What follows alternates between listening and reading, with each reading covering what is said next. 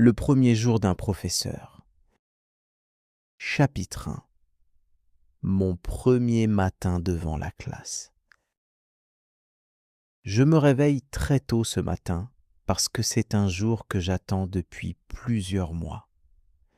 Le jour où je commence enfin mon travail comme professeur dans une école située au centre de la ville, un endroit où je vais rencontrer mes premiers élèves et découvrir une nouvelle partie de ma vie professionnelle. Pendant que je prépare mon petit déjeuner dans le silence de mon appartement, je pense à toutes les années d'études, aux heures de préparation et aux moments de doute qui m'ont conduit jusqu'à cette journée importante où je vais devoir montrer mes compétences et ma confiance devant une vraie classe.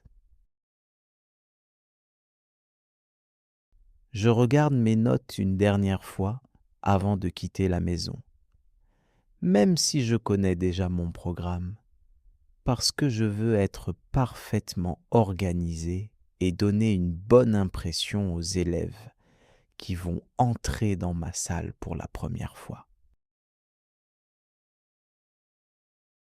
Sur le chemin de l'école, je ressens plusieurs émotions en même temps, car je suis heureux de réaliser mon rêve de devenir professeur. Mais je sens aussi une petite inquiétude, parce que je ne sais pas encore comment les élèves vont réagir à mon style d'enseignement. Lorsque j'arrive devant le bâtiment scolaire, je prends quelques secondes pour observer la cour remplie d'élèves qui discutent, qui échangent des sourires, qui se dirigent vers leur salle de classe. Et je comprends que cet endroit va bientôt devenir une partie importante de mon quotidien.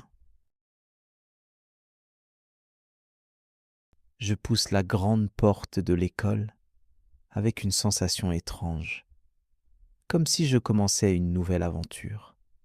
Car hier encore, j'étais seulement une personne qui imaginait ce moment, alors qu'aujourd'hui, je suis officiellement un professeur, responsable d'une classe entière.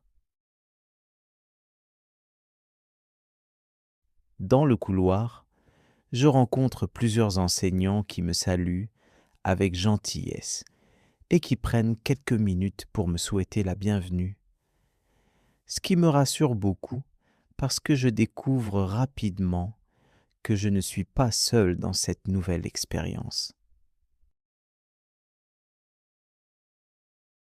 La directrice de l'école vient ensuite me parler avec un sourire chaleureux et elle m'explique que les premiers jours sont toujours difficiles pour un nouveau professeur, mais qu'avec de la patience et de la passion, je vais progressivement construire une relation positive avec mes élèves. Après cette conversation encourageante, je marche vers ma salle de classe avec mes livres dans les mains et je sens mon cœur battre plus rapidement parce que quelques minutes plus tard, je vais rencontrer les personnes qui vont partager avec moi cette année d'apprentissage. Quand j'ouvre la porte de la classe, je découvre une salle lumineuse avec des bureaux alignés, un tableau propre et des élèves qui discutent tranquillement avant le début du cours. Puis tout le monde se tourne vers moi en attendant de savoir qui je suis. Je pose mes affaires sur le bureau.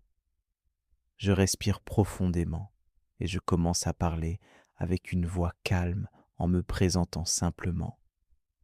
Car je veux que les élèves comprennent dès le premier instant que je suis ici pour les aider, les écouter et les accompagner dans leur progression. Je remarque rapidement que certains élèves sont très attentifs, tandis que d'autres semblent plus timides ou un peu distraits. Mais je ne juge personne parce que je sais que chaque élève possède sa propre personnalité et sa propre manière d'apprendre. Pour créer une première connexion avec la classe, je décide de commencer avec une activité simple, où chaque élève peut parler de lui-même, de ses passions et de ses objectifs. Car je veux découvrir les personnes derrière les noms écrits sur ma liste. Au fur et à mesure que les élèves prennent la parole, je comprends que mon rôle ne consiste pas seulement à transmettre des connaissances, mais aussi à encourager la confiance, la curiosité et le plaisir d'apprendre dans un environnement où chacun peut progresser à son rythme. À la fin de cette première heure de cours, je regarde ma classe avec un sentiment de satisfaction, parce que même si tout n'est pas parfait, je réalise que j'ai déjà créé un premier contact avec mes élèves et que cette nouvelle aventure commence réellement aujourd'hui. Chapitre 2. Les premiers défis avec mes élèves.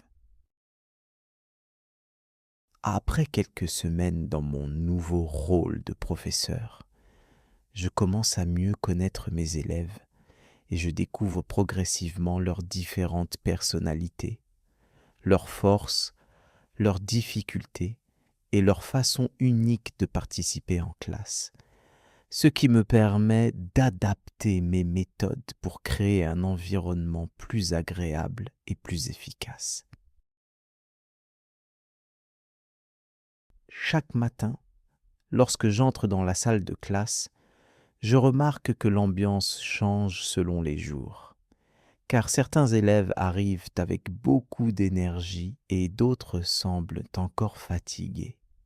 Mais j'apprends à accueillir chaque situation avec patience et compréhension. Je comprends rapidement que devenir un bon professeur ne signifie pas seulement connaître parfaitement une matière, mais aussi savoir écouter les élèves, comprendre leurs besoins et trouver les meilleures façons de les motiver lorsqu'ils rencontrent des obstacles pendant leur apprentissage. Un matin, je remarque qu'un de mes élèves reste toujours silencieux pendant les activités de groupe. Alors, je décide de discuter avec lui après le cours pour comprendre pourquoi il manque de confiance lorsqu'il doit parler devant ses camarades. Pendant notre conversation, il m'explique qu'il a peur de faire des erreurs et qu'il pense que les autres élèves vont se moquer de lui.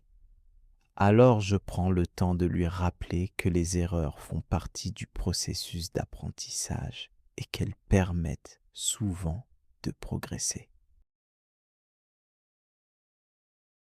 À partir de ce moment, je commence à créer des activités où les élèves peuvent participer sans avoir peur du jugement, car je veux construire une classe où chacun se sent libre d'exprimer ses idées et de développer ses compétences.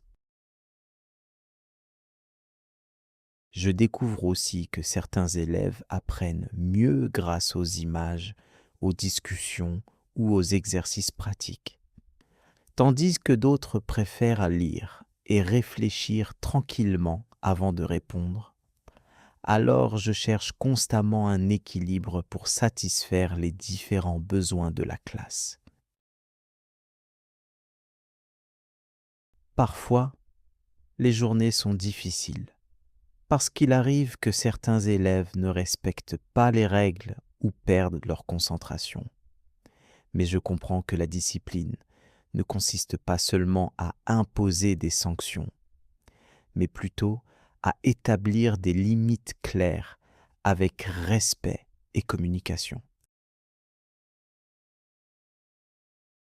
Un après-midi, pendant un cours particulièrement compliqué, Je sens que la classe devient agitée et que mon organisation ne fonctionne pas comme prévu. Alors, je décide de changer mon approche et de transformer la leçon en une activité plus interactive. À ma grande surprise, les élèves deviennent rapidement plus intéressés et participent de plus en plus, ce qui m'apprend une leçon importante. Un professeur doit parfois être capable de s'adapter et de modifier ses plans pour mieux répondre à la réalité de sa classe. Au fil des mois, je remarque que mes relations avec les élèves évoluent, car ils viennent plus facilement me poser des questions, partager leurs idées et demander de l'aide lorsqu'ils rencontrent des difficultés dans leurs travaux.